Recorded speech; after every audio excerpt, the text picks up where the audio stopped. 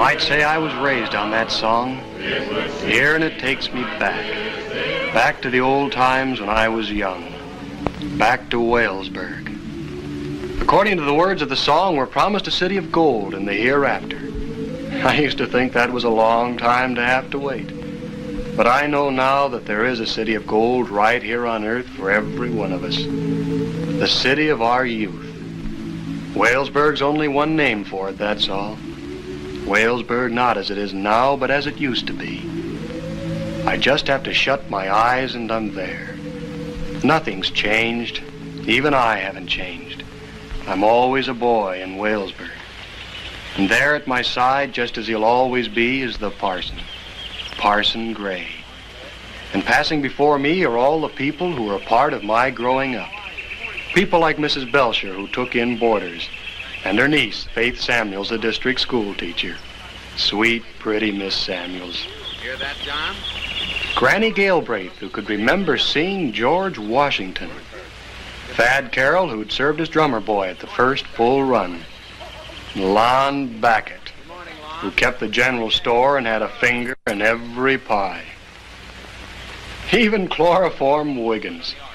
His ma had never heard of chloroform until he was born, and she thought it was a mighty pretty name. And all the others, Walesburg people, gone now, most of them, and yet as close to me still as people in a favorite story. A story that had its beginning before I was born, on the day the parson arrived in our town. Of course, this wasn't much of a town then in those first hard years that followed the war between the states, but it suited the parson right from the minute he stepped off the train and started to look around.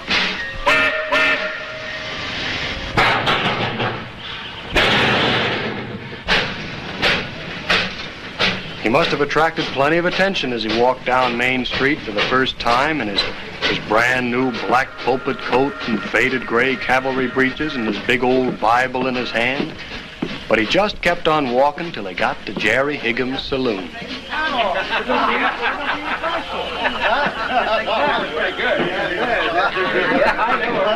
He didn't have to call for quiet. It just followed him through that room like a hound dog.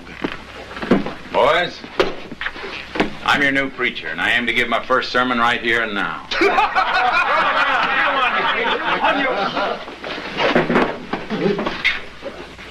Thanks. Now, seeing as this is as new to me as it is to you,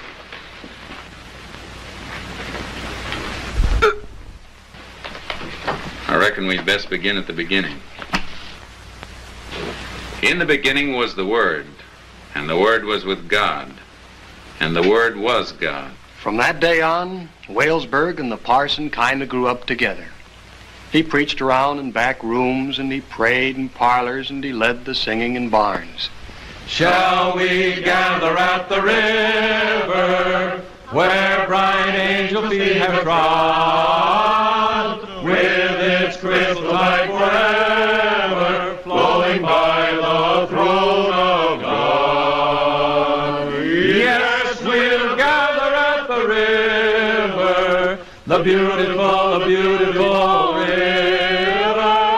gather with the saints at the river that flows by the throne of God.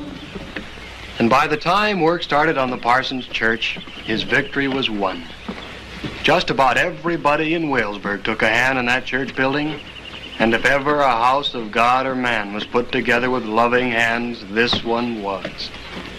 Yes, the parson's church is one of the nicest parts of the parson's story. And now, I was in the story too. Had been ever since I could remember. My parents had died when I was small, so I'd come to live in the parson's house, sharing the parson's heart with the parson's wife, who was my Aunt Harriet. What's this? Dinner not ready yet? Garfield, we better get a new cook. Enjoy the service this morning, Harriet? Well, now I'm glad to hear that. Everyone else was saying what a good service it was, too. John Kenyon, you know you don't have to do everything the parson does. Yes. You know, to tell you the truth, I thought it was a pretty good service myself. Don't you laugh at me, Mr. Gray. Well, Harriet, honey. Who gives you the idea I'm laughing at you? Here I am standing around with a big smile on my face just because I feel good, and you... Yes, well, all I have to say is you ought to feel ashamed of yourself. I was brought up to believe that a man who broke his solemn promise to a lady was a pretty poor sort of a man. Oh, Harriet, I guess you found me out. I am a pretty poor sort of man. I was intending to mention it sooner. Something always came up. This morning was just the last straw. You know you promised me time and again that as long as I played the organ for the services, I could choose the hymns. So I have. Yes, and promise is all you do. Never mind what I want to sing or what anybody else in Wellsburg wants to sing. Oh, no, week in, week out, it's that old Stars in My Crown. I like Stars in My Crown. Oh, I know you do, Mr. Gray. I assure you it's common knowledge. Never hear the last of it in this world, and I suppose if you have your way, it'll be the same in the next. John, you put those shoes and stockings right back on. They make my feet hot. I don't care. You're not going to run around barefoot on the Sabbath. It isn't respectful. Shoo. Oh, Garfield. Language? Now, John, you do exactly as your Aunt Harriet says. Any woman who can bake a chocolate cake as good as this deserves all the consideration she can get. Now, Harriet, honey, about this hymn business. It's for you to say what you want done and for me to do it. And don't be shy about expressing your desires. Just speak right up. And I won't open my mouth except to do the preaching. If the day ever comes when you don't open your mouth. That's my last word, Harriet. Except to do the preaching. Will there be any stars in my crown when at evening the sun goeth down? When I wake with the blessed in those mansions of rest, will there be any stars in my crown? After the parson and my Aunt Harriet, the most important people in my world were Uncle Famous Prill and his old dog Belle. Uncle Famous knew everything about hunting and fishing. And I don't guess there was a boy or man in Walesburg who hadn't had him for a teacher. Stars in my crown. When at evening the Hello, sun John. goeth. Hello, Chloroform. Hello, Uncle Famous. Chloroform? Where y'all going? Fishing. That's where I thought you was going. Well, goodbye, John. Bye, Chloroform. Bye, Uncle Famous. Chloroform?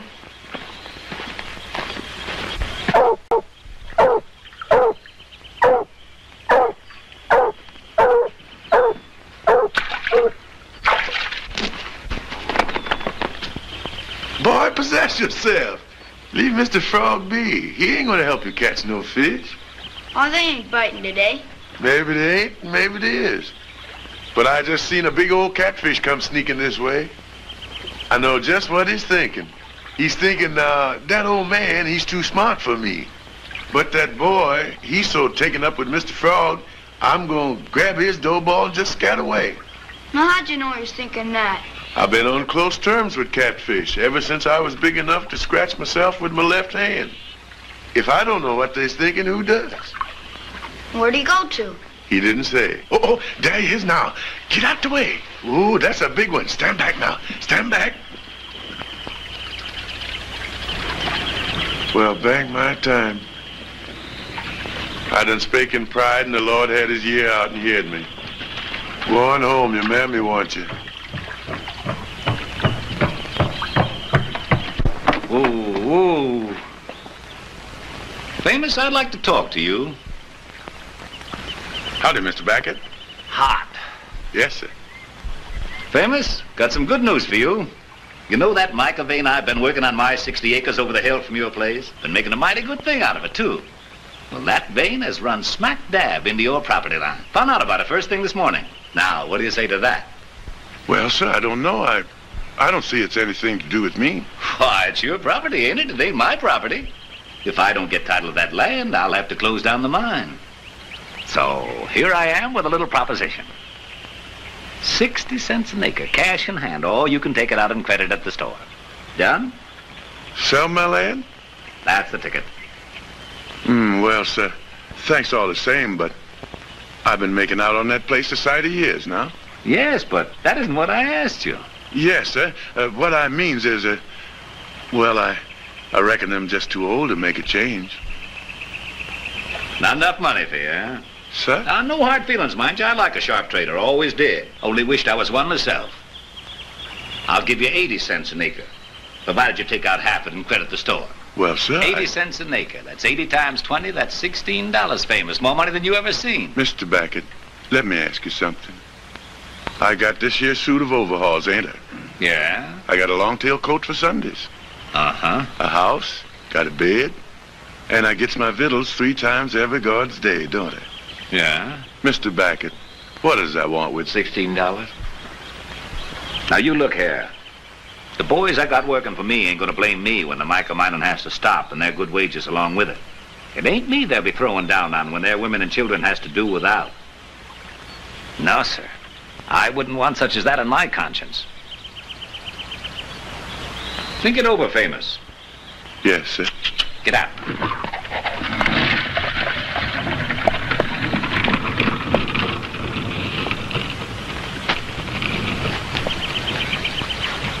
Watch your pole, boy.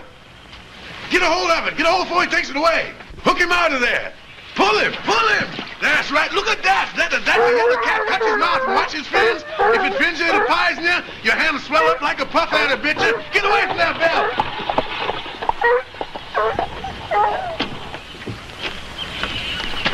That's a nice one. Well, many happy returns of the day, son. Howdy, Famous. Howdy, Parson. Just met Lon Beckett driving off looking mad enough to bite himself. Is that true what I've been hearing about that mica vein of his going over to your side of the fence?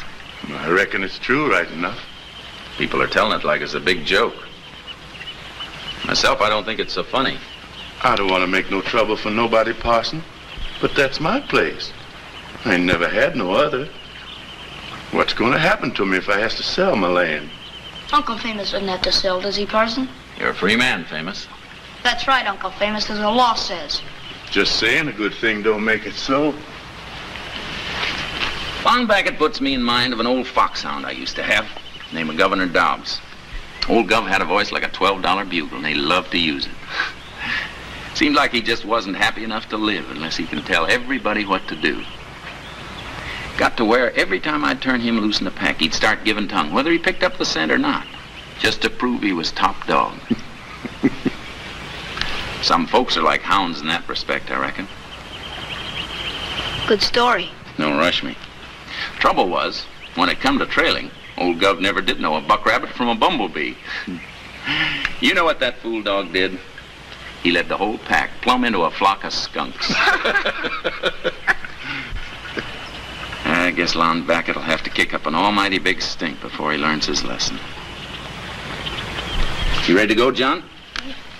I thought we'd stop by the Isbell place on the way home. Come again soon.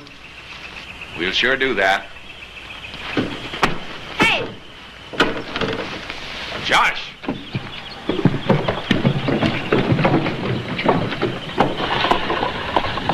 I guess the parson and I had been out to the Isbell place 100 times. The parson used to say the Isbell farm was everything a farm should be.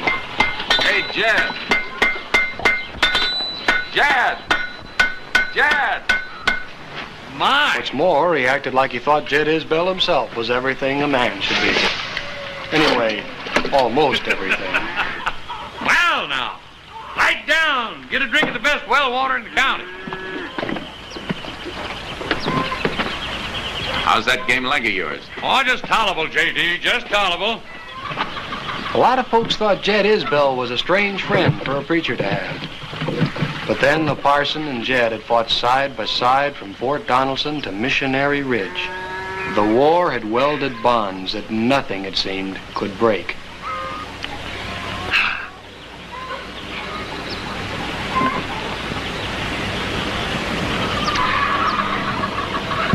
How you been there, J.D.? Fine, fine. Guess you ain't heard the news.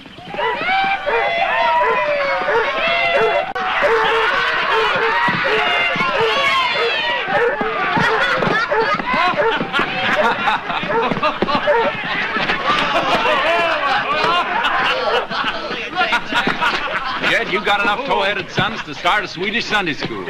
Howdy, Parson. What was your news? Oh, nothing special. I just bought 40 acres of bottomland from the widow Matthias, that's all. More land? Yes, the boys here sort of talked me into it. I guess they felt that I wasn't keeping them busy enough. Oh. But it's a good buy. Prime soil. I figure we'll get a bale acre off from that land. You'll do it all right. You got the Lord on your side. Don't you know that by now? Well, now, let me see, Parson. I don't remember taking on any extra hands lately. There's me and the missus and the boys and 2 good mules named Sam and Ike. I guess we'll get along without any help from the Lord. Well, folks can get along without eyes, too, but they can't see. Come on, John. You boys ought to take better care of this old billy goat. Keep him out of fights he can't win. See you, Parson. Bye now. Ow! How are you, Sarah? Just fine, I still thank you, Parson. My, don't they grow. They sure do. These are for Harriet. Thanks. And if you go and buy Harris's place, I'll be obliged if you leave this soup for old Doc. Tell Bessie just to add water. Can you remember that? Remember that, John. When you coming to church, Jed? Just as soon as you get God to plow that bottom land for me. Shame. I'll see what I can do. Get along, Josh.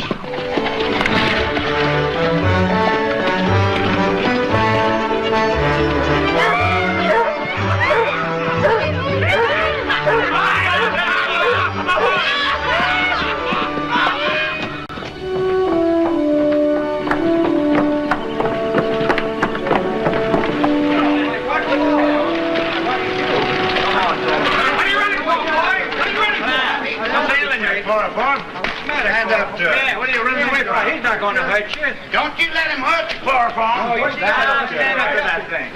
Now, Perry, I didn't say you couldn't knock it off. I just asked you not to do it. You said I couldn't. Isn't that what he said, boys? He sure did. He sure did. Did you see that? He sure did. Perry, listen. He's scared. Ain't right, Gary. Now, Perry, I was just joking all the time. Perry, I think I'll just draw your picture on that wall.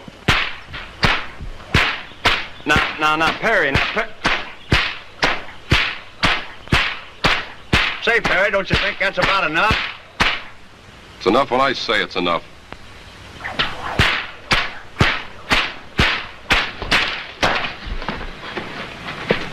Pick up your hat and get out of here.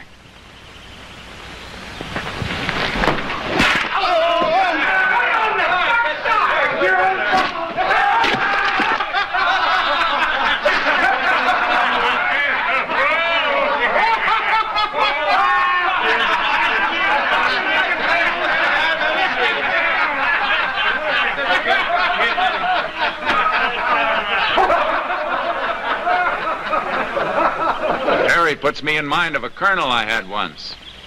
Never learned to protect his rear.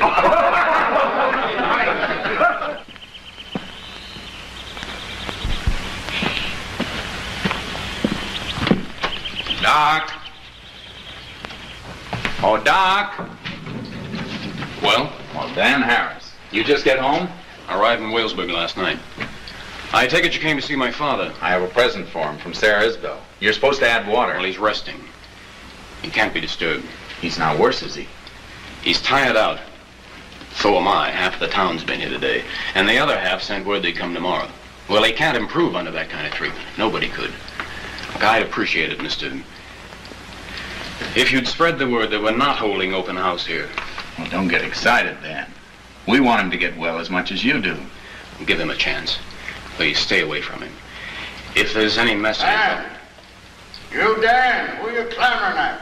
At the parson? Daniel! Yes, sir, it's the parson. Well, send him out here. We come to see, not you. Side porch.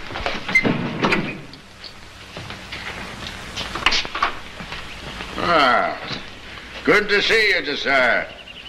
Sit down, sit down. Put your feet up. I'm afraid I can't stay. Oh, you don't want to pay no attention to Dan. I was treating heart cases before I met his mother.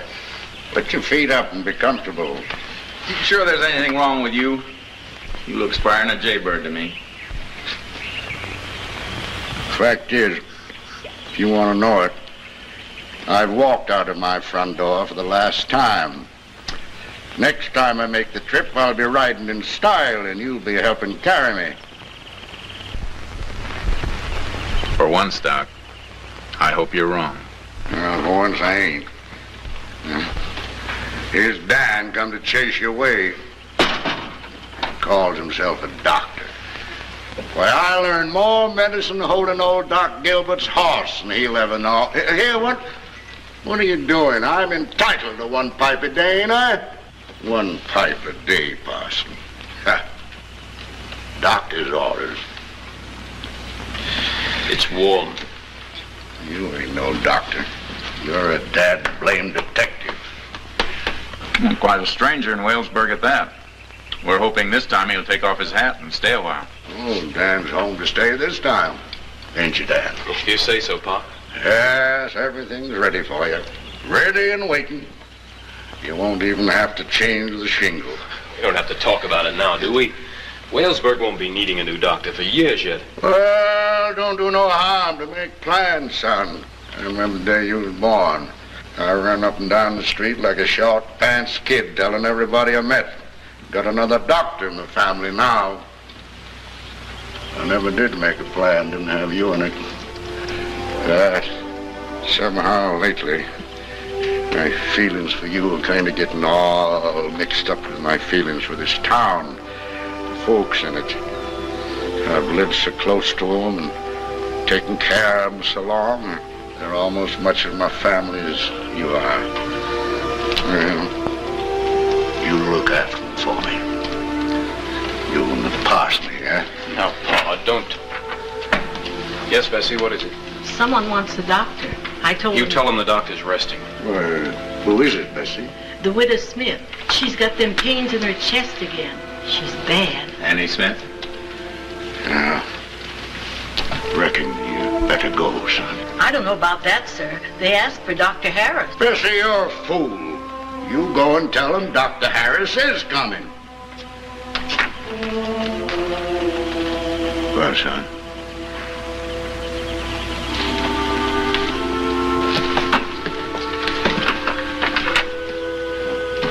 There it is. I wished it was anybody but Annie Smith. That's one case he ain't likely to win, and it's good to win the first time. I reckon I don't have to tell you that, Parson. I reckon you ain't forgot the first time you got up to preach down yonder in Jerry Higgum's saloon. Come to think of it, Dan's worse off than I was. At least I didn't have your shoes to fill. Yeah, he'll fill 'em all right.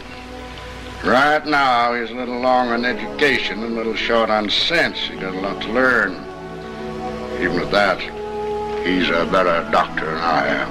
Don't you tell him I said so. Get a match?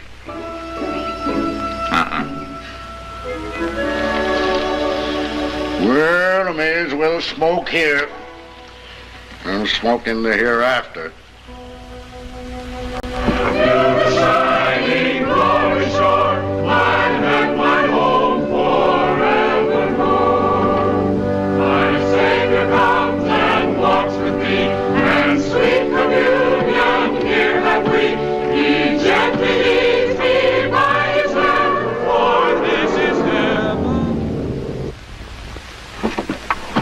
Oh, Beulah land, sweet Beulah land. There's on the highest mountain stand. I look away across the sea, where mansions are prepared for me. Parson, you wanted over to the widow Smith's. I have my home forevermore.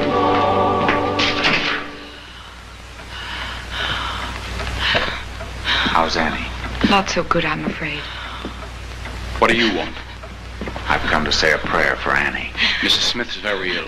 If you really want to help her, you'll get out and leave it to me. Parson. I'm right here, Annie. Parson.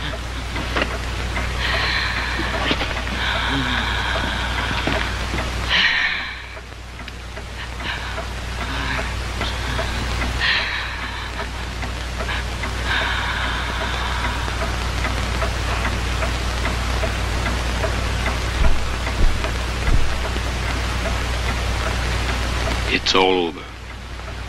No, Doctor. It's just beginning.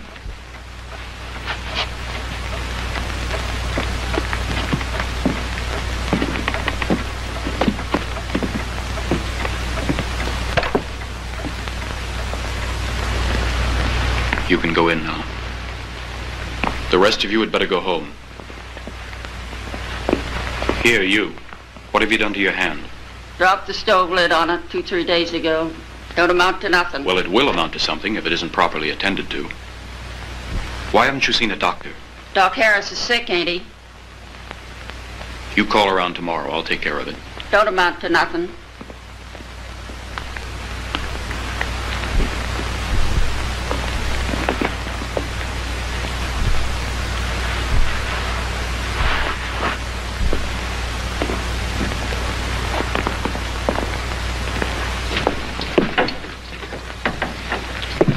Dan? Good night. Dan, I was thinking of a saying your father has. He says if the Lord wants a person bad enough, it's not up to him to stand in the way. Mr. Bray, we'd better get something straight right now. I love and admire my father, but that doesn't mean that I have to accept his ways. As long as I'm doctor in this town, you'll oblige me by asking my permission before you interfere with my patients. I don't know about interfering. I came out here tonight because I was sent for, same as you. We'll be meeting like this right along now, and you may as well get used to it. Souls don't always enjoy perfect health, you know, any more than bodies do. Well, I'm not interested in souls, Mr. Gray. And when I want a sermon on the subject, I'll come to church for it. Good. I'll be glad to preach you one. Well, that'll be a waste of your time. And mine. Good night. Good night, Dr. Harris.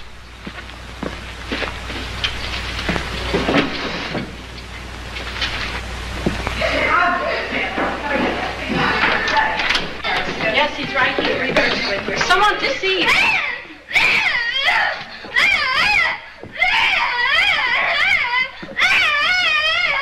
Dr. Harris, this is Bobby Sam, Carol. Bobby Sam, quiet down, dear. The doctor isn't going to hurt you. We've had a little accident with the fish hook. Yes, where? Why, at the Sunday school picnic. Oh, it's caught in his leg.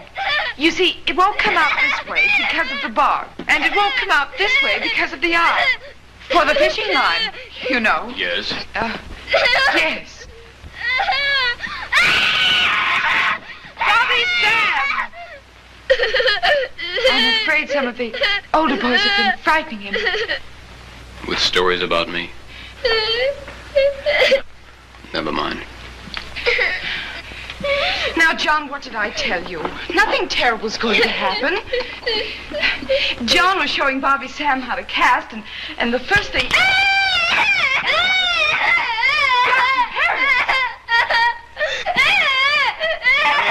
Hat pin. Look here, stop that. Now look. This is you. And this is that fish hook sticking into you. Now here's the eye. That's for the fishing line, you know.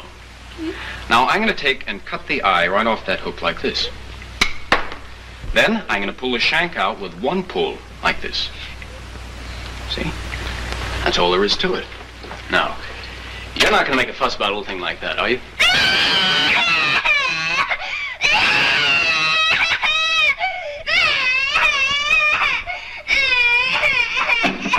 10 green bottles hanging on the wall. 10 green bottles hanging on the wall. If one green bottle should accidentally fall, there'd be 9 green bottles hanging on the wall.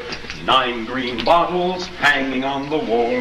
9 green bottles hanging on the wall. If one green bottle should accidentally fall, there'd be 8 green bottles hanging on the wall. 8 green bottles. Some other time, Bobby Sam. Come on, Pinhead. Oh, and we're very grateful to Dr. Harris, aren't we? Please don't mention it, Miss. Samuels. Faith Samuels. I guess I was still in short dresses when you went away to study. I'm the school teacher now. I live next door. Miss Samuels, what makes you think I never saw a fishhook before? Why, I didn't... Do I impress you as the sort of man who, well, isn't the sort of man who goes fishing? Well, you... Do I or do I not, Miss Samuels? Yes, you do. I see. Thank you.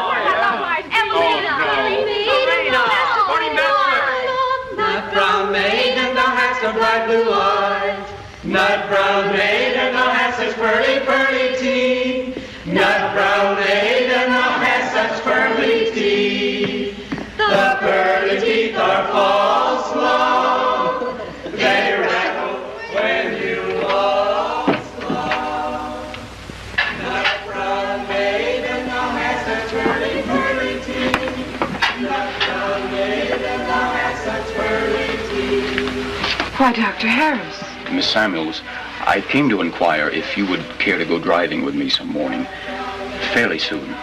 I thought maybe we might take a lunch and go as far as Tom's Creek. We might even do some fishing. Why?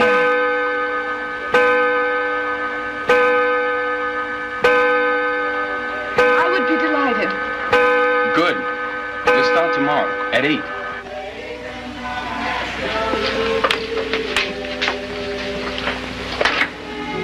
Folks wondered what a sweet girl like Faith could see in young Doc Harris. I guess the only person who knew the answer to that was Faith herself. As for young Doc, when he drove her home that afternoon, he drove slowly, as though he didn't want the day to end.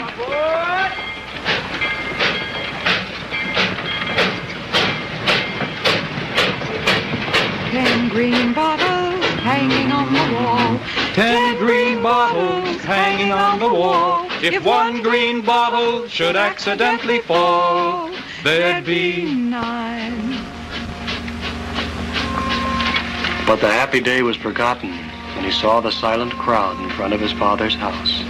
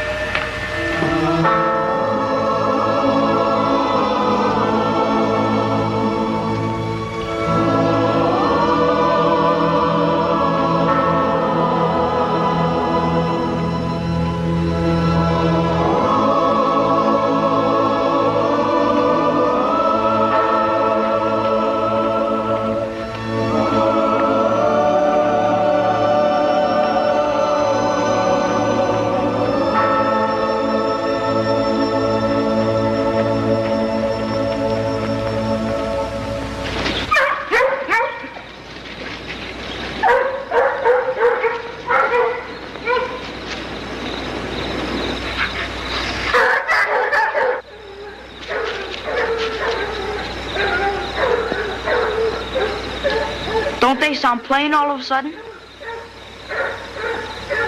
Wind's freshening. I know it.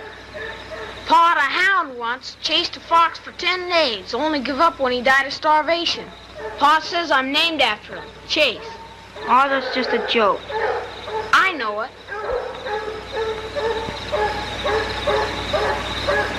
Sounds like this old fox is working his way around that hollow and back Uncle Famous's place.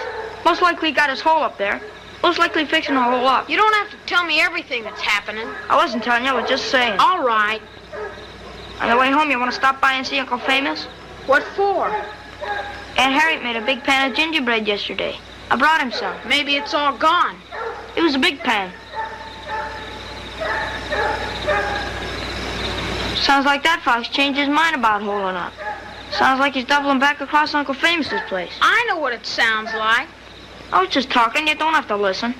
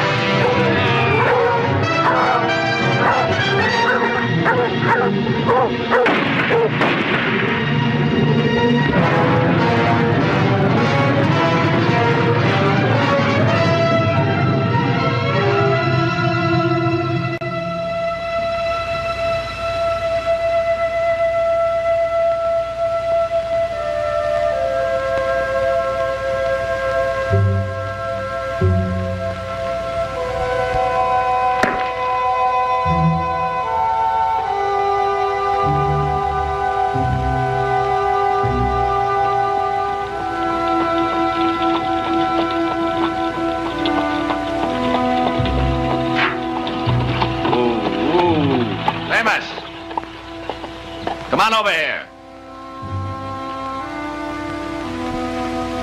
Famous, what in Tophet's been happening here? Some kind of accident? No, sir. I reckon wasn't no accident. Told you how to be when I had to close down the mine. No, sir. It ain't in nature for men to sit quiet whilst the bread's took out of their mouths. Famous, I'll tell you what I'll do. I'll make you one more offer for this land of yours. 50 cents an acre, cash in the barrelhead. What do you say? Mr. Beckett, that's uncommon kind. Oh, no, it ain't nothing. But I told you before I couldn't see no reason why I should sell my land. And there ain't nothing happened to change my mind. Nothing's happened? No, sir. Why, your stock's gone, ain't it? Your stores is gone, your feed and green truck, your corn crop. Where you fixing to get money to buy seed to plant again? How you aim to restock and rebuild? How you gonna live? Where's the money coming from? Why, you old fool, you'll starve to death. Tom, cut on home and fetch some seed corn out of the crib. Cade, tell your ma we'll be wanting some chickens and all the bacon and meal she ain't got any use for. Jeb, we'll be needing the mules and a plow. Rove, you and me better start cleaning up this field.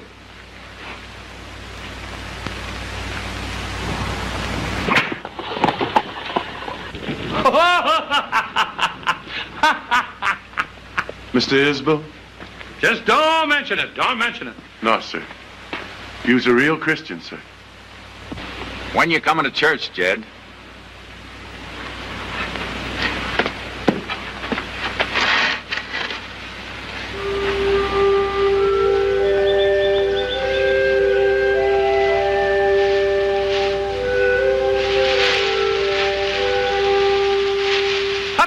Get along there.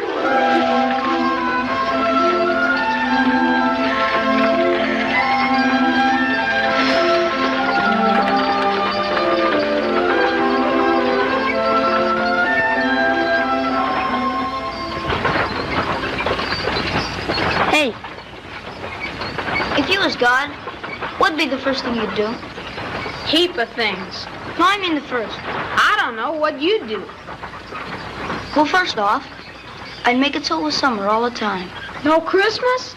Oh, I'd have it in the summertime. I'd have everything in the summertime. Because that's all there'd be. Just summer all the time. Gee, what about school, though? Well, there wouldn't be any school. Who ever heard of having school in the summer? Who ever heard of having Christmas in the summer? Well, God could do it if he wanted to. Gee.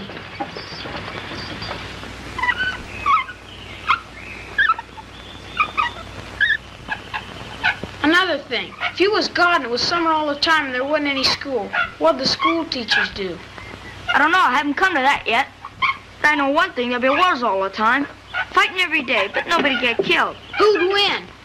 Well, my side, of course. And I'd be the general. And I'd ride around on a white horse, just like Robert E. Lee. And I'd never wear any shoes. That ain't fair. You'd have all the fun. What's the good in being God if you can't have all the fun? Pinhead? Hey, here comes somebody. Hurry, close the well up. It's the enemy. Hurry up. Whoa.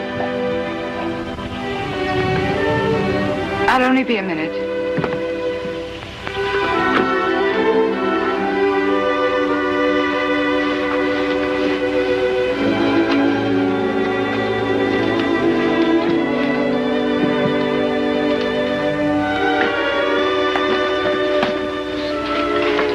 Faith, can't I have an answer? A real answer this time. Look, I've done everything you said. I've waited. I've tried to be patient. Dan, please. I know what I'm asking. I'm asking you to leave this town, your home, where you've lived all of your life and where you're loved and secure. I'm asking you to give all of that up, just to be with me. All I want is to be with you. You know that. Oh, them golden slippers. Oh, them golden slippers. Golden slippers I'm gonna wear, 'cause they look John? so neat. Yes, have you got your new shoes on? Well, let me see you walk in them. Hurry up now. I want those shoes broken in before school takes off. Why do I have to wear new shoes to school anyway? They don't make me any smarter. Well, we can always hope. Walk.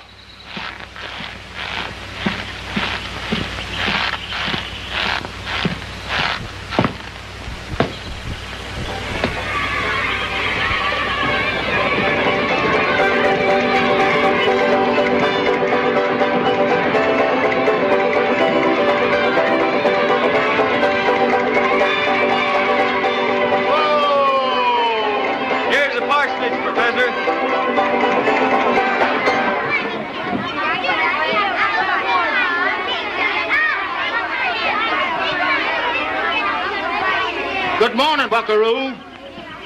Your pa to home? He ain't my pa. Well, whoever he is, tell him I want a chin with him. Yes, sir, I'll fetch him. Hold on there. What's that sticking out of your ear there? Parson. Parson! Parson! Parson!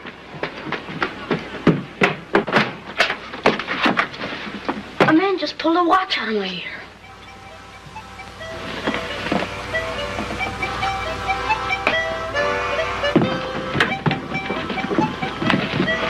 Parson Gray? Yes, sir?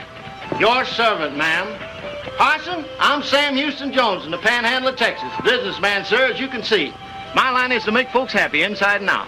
Now, in pursuit of my policy, I aim to put on a little entertainment tonight in town, and I'd sure be obliged if you'd come along and share in the festivities. I'm prepared to give your church 10% of the proceeds if you do. Oh, isn't that a little unusual? Nothing unusual about it, just stimulates confidence. See if I can tell the folks in these parts that their parson's planning on coming. They'll know it's all right for them to come, too. What does your entertainment consist of? Well, sure, there's a band. There's Frank and Zeke there, playing any kind of musical instrument you can mention. Frank sings, too. He's got a voice like a cross-eyed meadowlark. I'm the feature attraction. I do magic tricks and give educational talks, illustrated, with free sample. What do you say, Parson? Well, I'm sorry, Mr. Professor Jones. I'm afraid I can't accept your kind offer. However, if you should decide to come to services at my church next Sunday and put something in the collection, that's your business. And, of course, if I decided to bring my family to your show tonight, that's my business. I won't promise to buy any medicine, though. Oh, come here, Buckaroo. Come here, son. What in the world have you got in your other ear? Why, it's not in your ear at all. There it is, right there.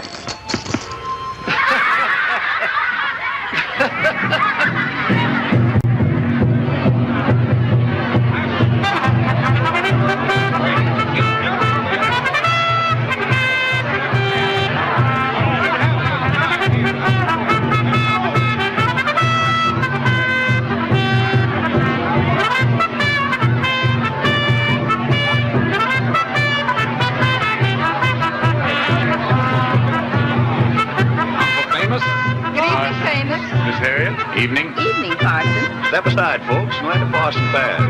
Evening, Mrs. Gray. Good evening. Good evening. Oh, is that a new hat, Miss Gray?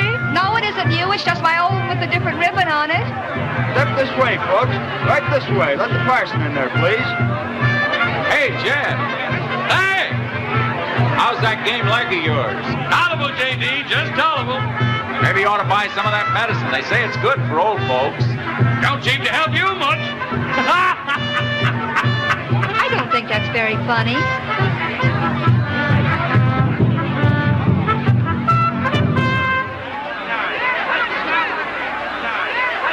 What's the matter? You feeling bad?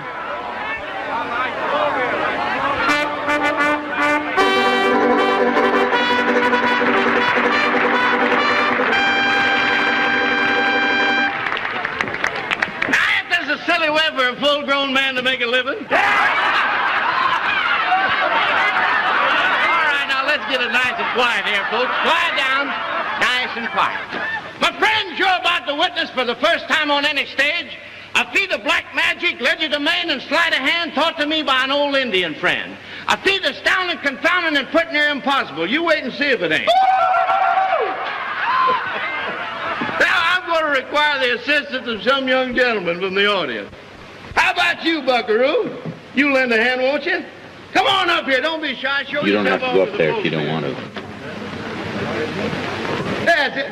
Well, it's a parson's boy. My goodness sake. Fine, husky boy you got here, Parson. Yes, sir. What in the world have you got in under there now? Just a minute. Let's see. What in the world is this? Just look at that. Look at that. Well, does this belong to you? Well, now, don't you let it worry you. You just, now, he's got something in here, too. Now, what in the world is this? Just hold on. Look at there. It's sausages. 3 sausages, 4 sausages, 5 sausages. A whole flock of sausages. Oh, well, what do you know? He brought his supper along. Look at this.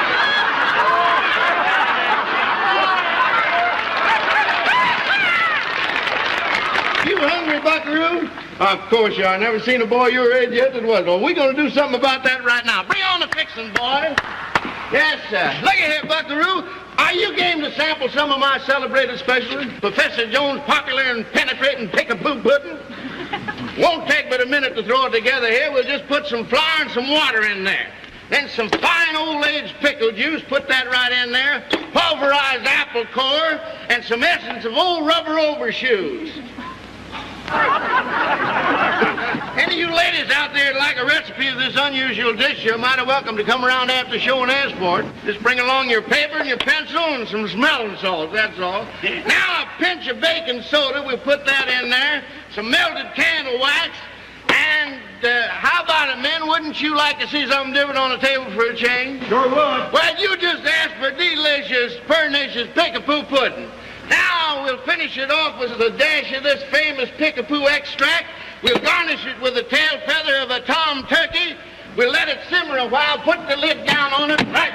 Close there, hold that boy, will you? Now we'll repeat the magic formula. Abba-dicka-dabba-dust-a-duzza-buzza-billy-us-de-buzza-dabba-loo, presto, change. And there's your pudding. Well, don't you want to see how it turned out, son? Come on, let's have a look at it.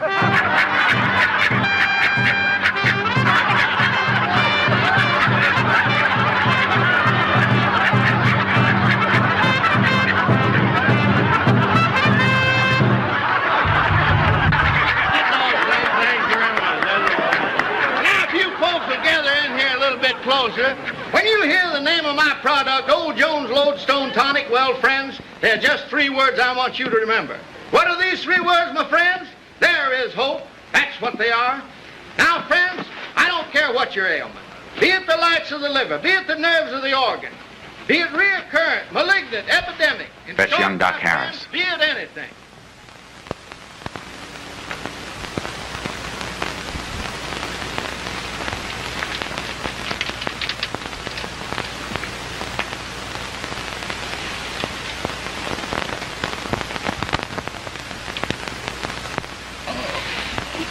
He didn't eat much supper to speak of. We thought it was just the excitement of the show.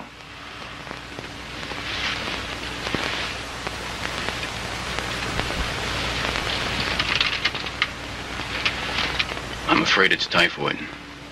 Slow fever? What can we do? Not much. Keep him as comfortable as possible. Give him a spoonful of this if he gets restless. And ice when the fever's bad.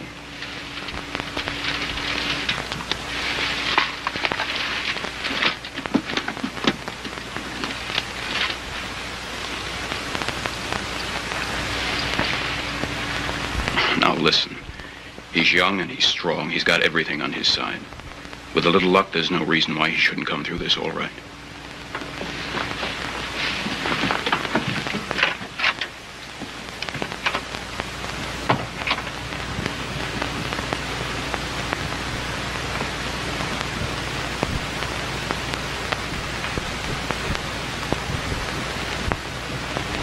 Let's go down to the creek. Let's go swimming. I'll just have a drink. I'm thirsty. Awful thirsty. The sun's so hot. Let's put our heads in the water.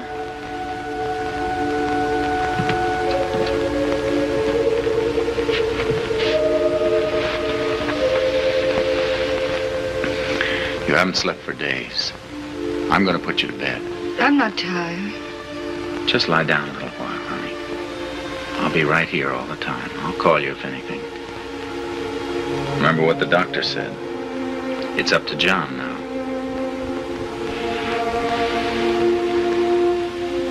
That's the way. Days sure seem like years at a time like this.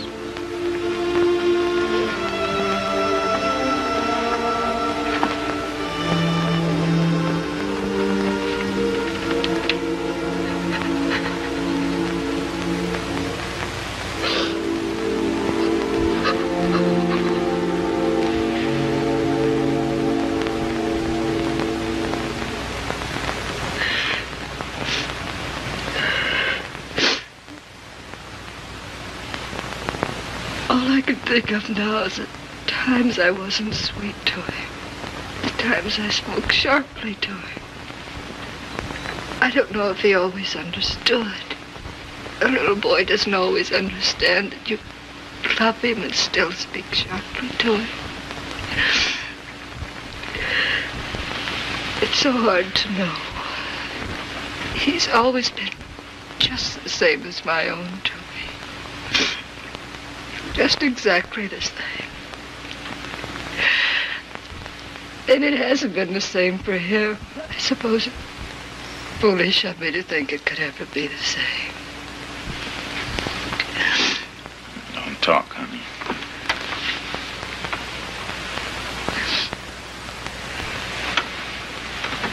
I just wish I'd been sweeter to him, that's all. He's such a good boy. He's never done anything really bad. I just wish I could tell him what a good boy he's been. What a blessing.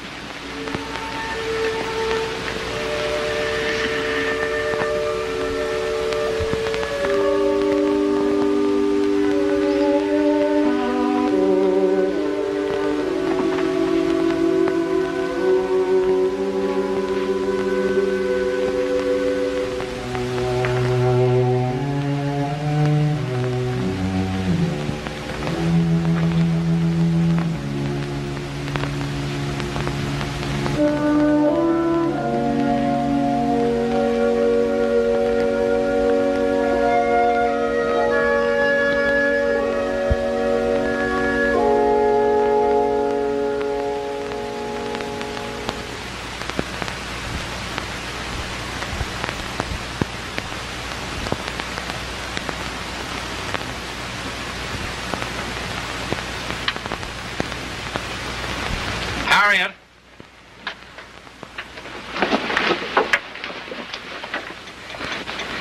Aunt Harriet. Yes, dear. I'm hungry.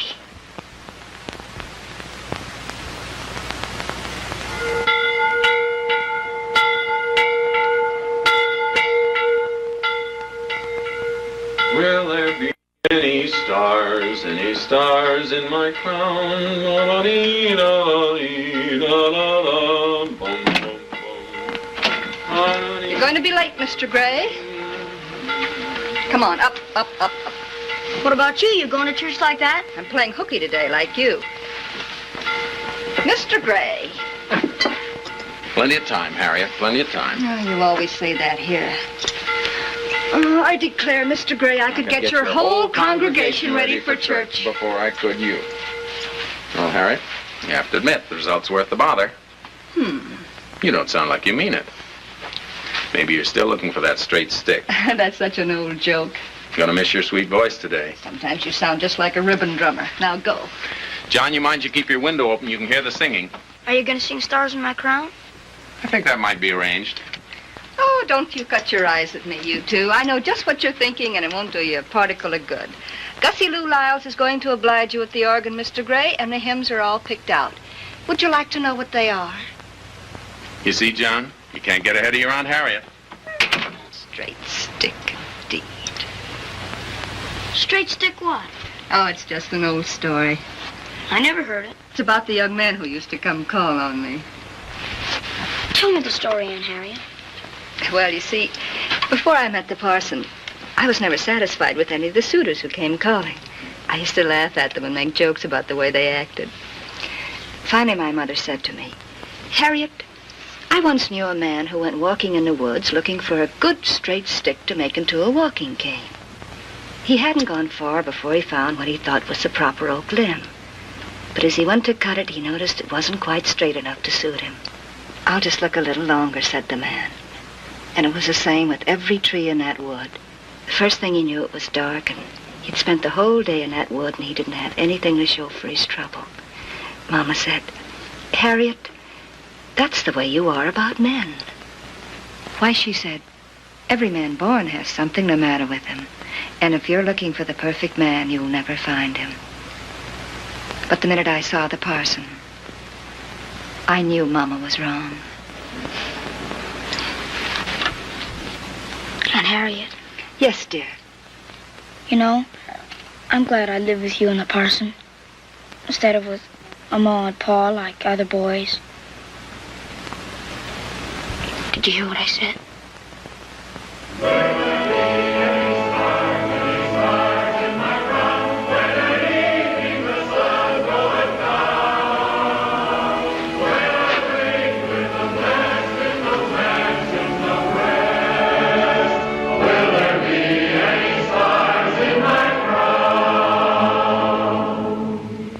I was still in bed when school opened, but the parson went down as usual to start the term off in style. Now there's one thing more I'd like to ask you. How many of you say your prayers regularly? Fine, fine, that's first rate. Just so you don't get to leaning so hard on God's help that you forget how to help yourselves.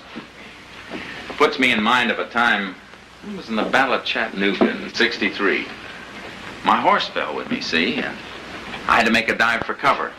Well, I lit right alongside this old tobacco-chewing Lance Corporal. He looked at me laying there on the ground, and he looked at the Bible sticking out of my pocket.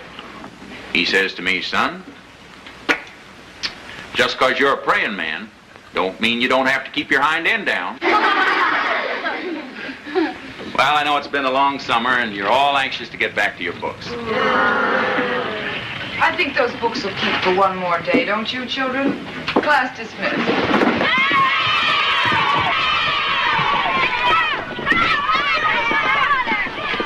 Mr. Gray, I'd like a word with you. May I ask what you're doing here? May I ask why you're asking? Use your head, man. There's typhoid fever in your house. If you don't want to spread it all over town, you better go home and stay there. Well, now, wait a minute. Last I heard, slow fever came from bad drinking water, not from bad preaching, or even from good preaching. Kindly allow me to know my business. Did you visit John this morning? Yes. You stood around talking to him, sat on his bed, touched him? Yes, I suppose I did. Well, that makes you a potential carrier. Don't you realize that? Don't you realize that by coming down here today, you might have exposed these children and Miss Samuels to infection? You can stop right there. Sure, I've been going in and out of John's room, so have you. And I've been going about my business, paying calls and making speeches, so have you. If there's anything in what you say, I reckon they ought to lock us both up. How long do you suppose this town could manage without me? Somebody like me. Who'd do my work? Who'd do mine?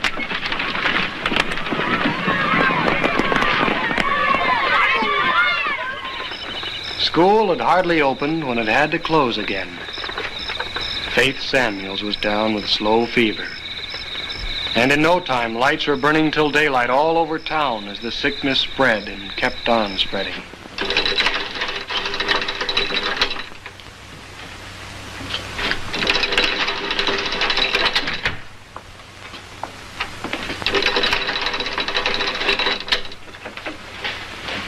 You're late, Mr. Gray. I stopped by the Isbell place. Chase has got slow fever. Chase, too. Oh, don't say anything to John. I never saw Jed in such a state. Scared. Wanting to yell for help, not knowing who to yell to.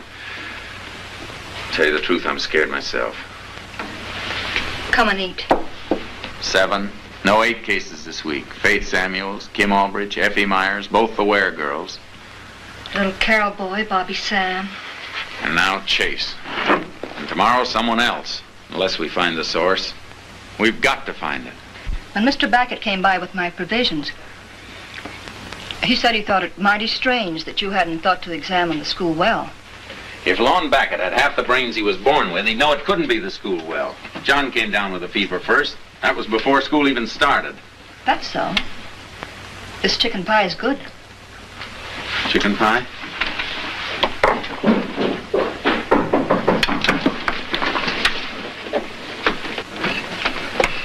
Why, Mr. Carroll. What is it, Thad? The missus sent me, Parson. It's our Bobby Sam. He's... Parson, will you come? Of course I will.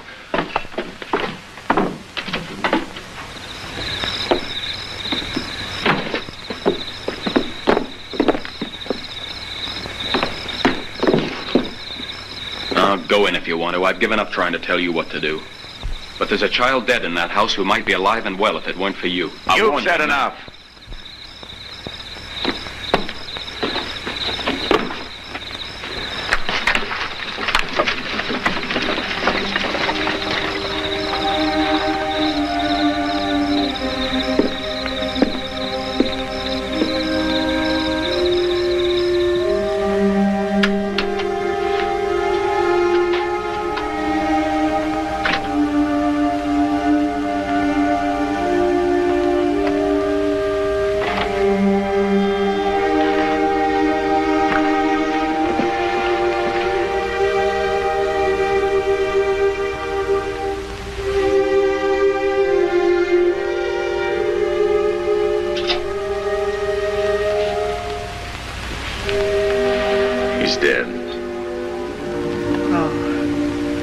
I'll go straight over. No, wait. I told you, didn't I, about having words with Dan Harris down at the schoolhouse? Happened again tonight. He has a notion all this is my fault. He's pretty near got me believing him. How does he mean your fault? He means I picked up the fever from John and passed it on to the other kids somehow. He even gave it to Faith and no telling how many others. It isn't true. Who are we to say it isn't true? He's a doctor. He's a good doctor. He knows his business. I guess I should have listened to him that day, but he riled me, kind of. Now I keep thinking maybe he was right. Maybe he's been right all the time. Only now it's too late. Too late for Bobby Sam, anyway. Harriet, what am I going to do? You're going to keep on, of course, the same as always. Why, now with all this trouble, now's the time when people need you most. You know what Dan Harris told me right off? Go home and stay there. I wasn't man enough to do it. I can't say whether I'm man enough to do it now, but I aim to find out. Tomorrow, though, the services. There aren't going to be any services.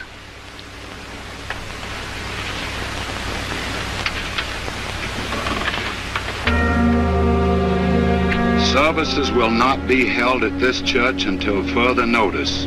We ask your prayers for the sick. J.D. Gray, pastor. When the parson closed the door to the church, he also closed the door on himself. It was all he could do now for the folks who trusted him. The rest was up to young Doc Harris. So in a way, you see, this unhappy time was young Doc's real homecoming. Now, for the first time, he knew how good it was to be needed. Good to be watched for and welcomed like a trusted friend. It was even good to grow red-eyed and dog-tired, snatching his sleep wherever he could on the road from house to house, in order that others might sleep easier because of him. He just couldn't go on feeling a stranger among folks whose lives had suddenly become a part of his life. It's all right. He'll recover. Oh, thank God. The lucky ones like the Isbells, whose faces spoke their thanks to him better than any words. And the others like Kate and Harry Ware, whose sorrow was his sorrow.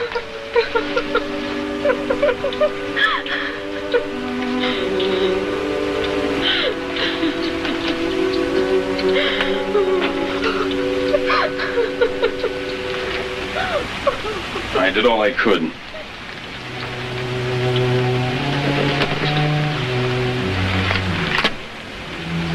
I know, Doc. I reckon what we need now is another kind of help.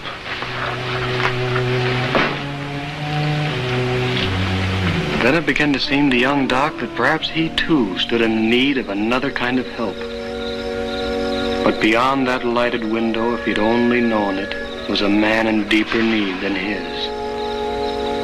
All that we had in those days came from the people of Walesburg. The house that sheltered us, the food we ate, the clothes we wore. But what we learned to value most was none of these things.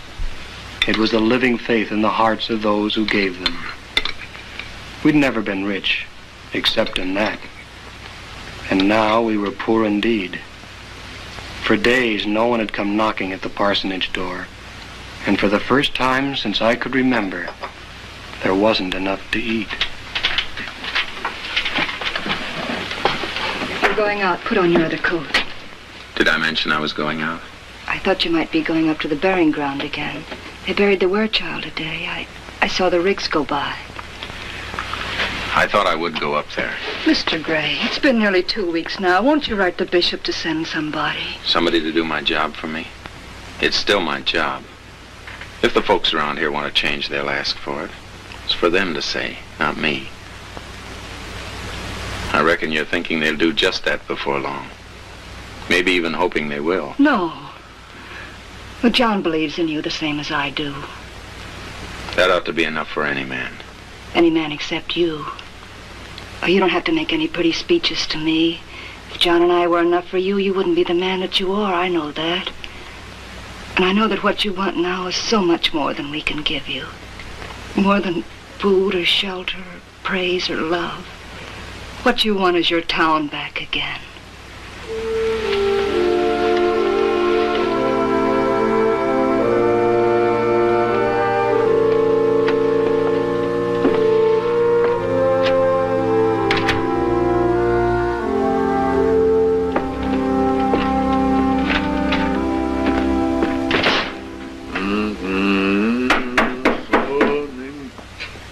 It was good enough for my father. It was good enough for me. Well, boy, come in this house. I ain't laid eyes on you in so long, I was near about afraid you'd forgot me. Come for Belle, she here? My Belle? Well, you ain't fixing to go hunting this time of night, is you? Yes, I am. We need... Well, Aunt Harriet, she wants me to. Well, you better step inside. I'm standing a breeze. I just come for Belle. Well, Belle, she ain't accepting invitations just now. Look at what's happened since you was here last.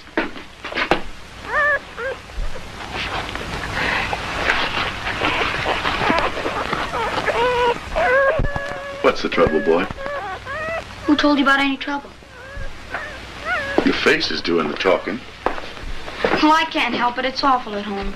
It's just like being in jail, only it's worse than being in jail, 'cause we ain't done nothing. Of course you ain't.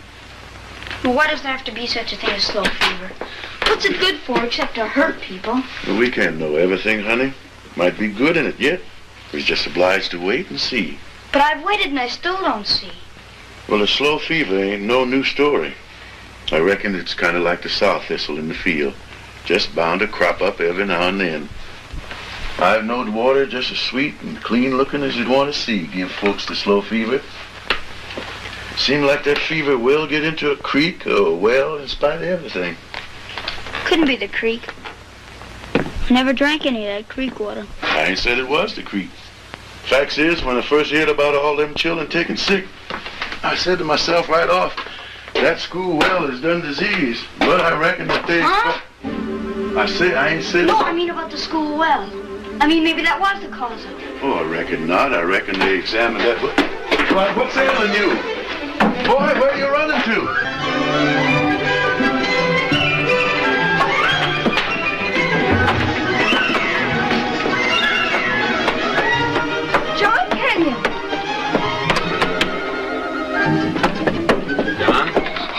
What gave everybody the slow fever? Take it easy, son. It was the school well. Uncle Famous got some puppies. Can I have one? It couldn't be the school well, dear. The parson thought of that first thing. Don't you remember? You were taken sick a week before school started. But I drank out of the well. Say that again. Honest, I did. I was up there one day with Chase Isbell and, well, we didn't know the well had slow fever in it. Harriet, where's my hat? Now, who's going to notify Gene Caldwell to board up that well? I'll notify him. Good. Tell him to meet me out there as quick as he can make it. We'll do the job together. And, John, as soon as you've done that, I want you to help me spread the word around town. You too, honey, if you will. We've got to make certain that well's done all the damage it can do.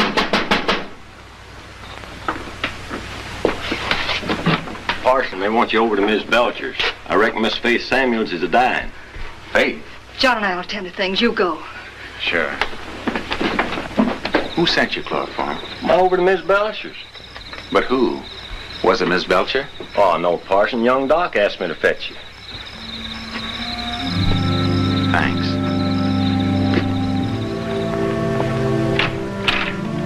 Evening, Miss Belcher.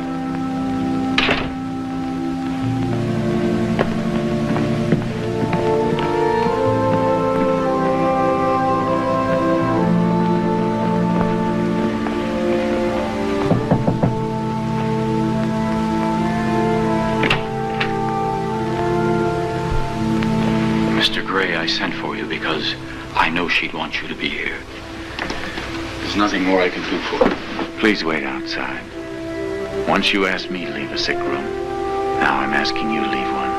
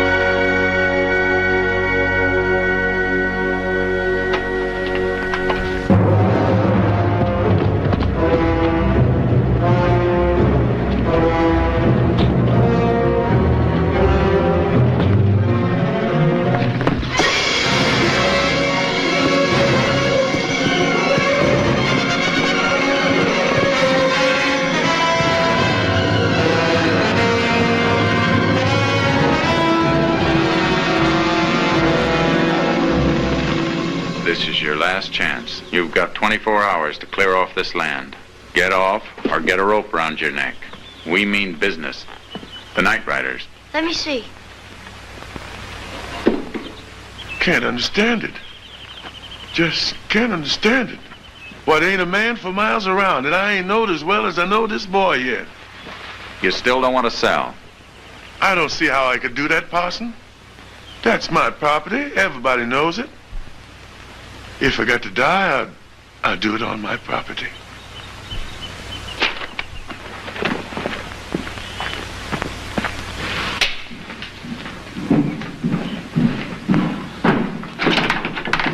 Mr. Backett, I'm here to tell you this persecution of Uncle Famous has gone far enough. You call off your hold dogs. on, Parson.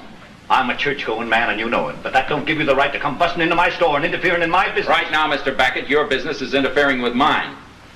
I'm asking you before God, don't you realize what you're setting out to do here? Murder one old man, steal his property, take your cut, and then call the job done? It won't end there. Don't think it.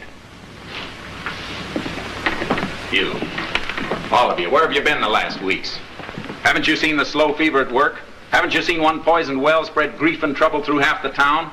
Don't you realize the poison in that well was catlap compared to this? Why, if that poison's allowed to start, it'll spread until there isn't a whole soul or a healthy conscience left in Walesburg. Well, I aim to see it doesn't get a start. You aim to see? Yes. There'll be no rope around anybody's neck as long as there's one man of us left to stop it. Night Riders, yellowbacks in fancy dress. You shame me and you shame the Lord that made you and called you men. And if I wasn't his servant, I'd take a buggy whip to the lot of you.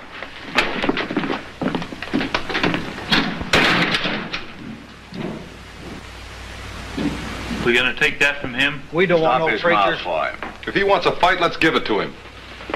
Kinda looking forward to tonight.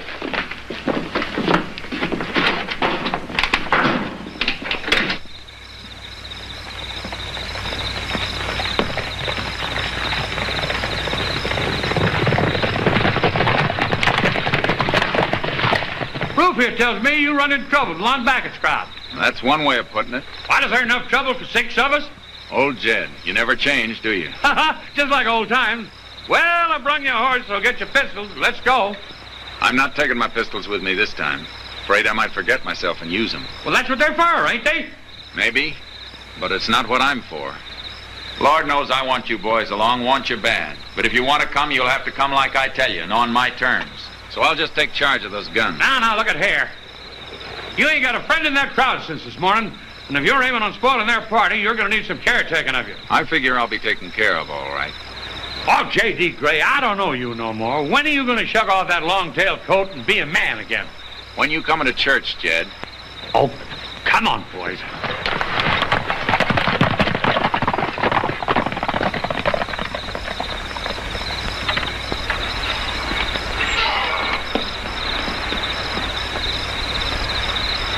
Take care.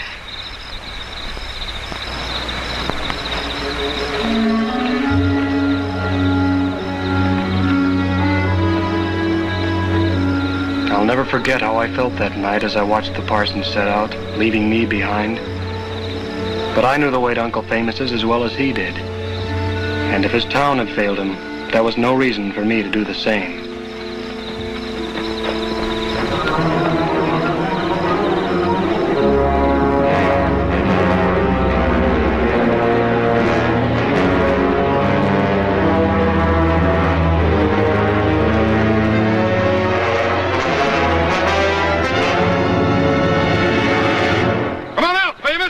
Come in and get you. All right, let's fetch him.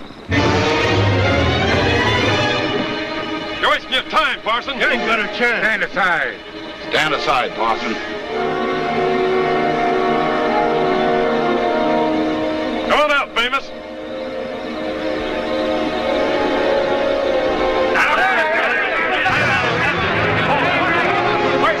Wait a minute, all of you. Now, before you men go any further, there's something I'd like to take up with you. Mind you, I'm not out here to try and talk you out of anything.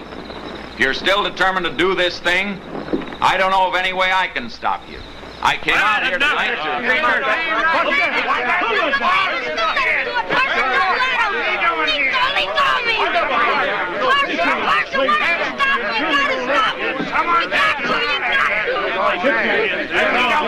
don't belong here anyhow. No place for a fool. You didn't let me finish. I came out here tonight because Uncle Famous asked me to come. He knows he's got to die. But like everybody else, he wanted to get things straight with God and man before he goes. We've prayed together and we've talked together. Uncle Famous has even made a will. Who's gonna get his property? Yes, who's gonna get the mica land? Wait a minute. Just so there won't be any argument about this, I'm gonna read the will to you, right in front of Uncle Famous. And after you've heard it and know it's really his, you can go about your work. The will is in Uncle Famous' own words. It isn't in lawyer form, but just as he spoke it. I ain't been able to put much by in this life, but the things I has, I wants to go to my friends. My house, I leaves to Mr. Ernest Cumberly, whose daddy give me my freedom. I couldn't go out of this world without leaving something to old Mr. Cumberly's son, and next to my freedom, my home is the thing I values most. I wants my fishing poles to go to Mr. Clem Elkhart. When he was a little boy, I teached him how to catch sun perch. He didn't have as good luck as I did. I told him it's 'cause I had a magic pole. His eyes used to shine at that. Maybe now he can catch some fish. I sure wants Mr. Perry Loki to have my watermelon patch. He was a full-grown man before he quit snitching my melons. And he knowed I seen him, too. That old shotgun of mine I wants to leave to Mr. Lem Childers. When he was a little boy, he shot it off at a cottontail and knocked him plumb over a rail fence. I reckon he's big enough and man enough to handle it now. I wants to leave my hogs and chickens to Mr. Thad Gabriel. My, how that boy did love barbecue. He could smell it a mile off. I wants him to give a big barbecue and invite all our friends. Mr. Bill Cope can have my razor. Ever since he was knee-high to a hop toad, the thing he wanted more than anything else was a beard. Now I reckon he's got more beard than he wants. Every time he hones my razor, I hopes it'll remind him that the Lord will provide. My tools I leaves to Mr. Matt Ibsen. One time helping me chop wood, he liked to cut off his big toe with my axe. Now I reckon he's the best sawmill boss in the world. My old dog Belle, I leaves to Mr. Justin Bryler. He didn't have no dog of his own when he was a little boy. I wants him to let her run free and not keep her on no rope. I wants all the mica on my property to go to Mr. Lon Backett. Seems like he wants that mica powerful bad. Now he can have it. There's something else I wants to leave to Mr. Backett. I wants him to have my Bible. It ain't fancy. I guess it's almost wore out. But I wants Mr. Backett to have it. I hope he reads it.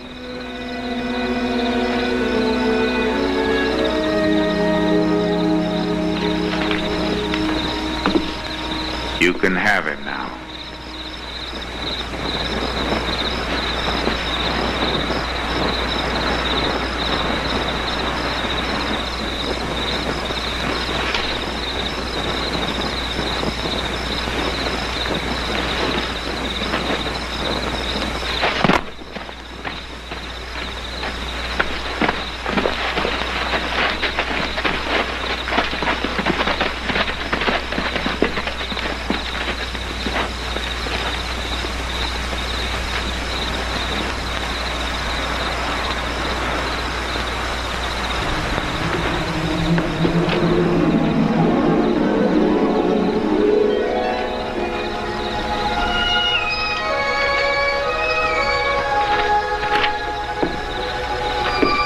Writing on here.